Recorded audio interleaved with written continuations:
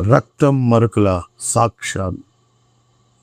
నేర స్థలంలోని రక్తం లేదా రక్తపు చుక్క వంటి శాంపిల్ దొరికితే ఫోరెన్సిక్ ఎక్స్పర్ట్స్ ఏం తెలుసుకుంటారో మీకు తెలుసా? రక్తపు నమూనా ద్వారా విక్టిమ్ లేదా అనుమానితుని రక్తం గ్రూప్ తెలుసుకోవచ్చు. DNA అనాలిసిస్ ద్వారా ఆ బ్లడ్ ఎవరిదో గుర్తించవచ్చు.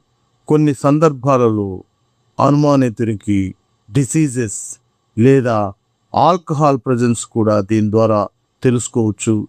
ఈ రక్తం చిన్నపిల్లలదా, పెద్దవారిదా, ఆడవారిదా, మగవారిదా అన్న విషయాన్ని తెలుసుకోవచ్చు. ఎంత ఎత్తు నుంచి పడింది, ఏ కోణంలో పడింది అన్న విషయాలు తెలుసుకోవచ్చు. అందుకే బ్లడ్ ఎవిడెన్స్ నేరస్థల పరిశోధనలో చాలా ముఖ్యమైనది. ఇది నేరస్థల పునర్నిర్మాణానికి ఎంతగానో ఉపయోగపడుతుంది.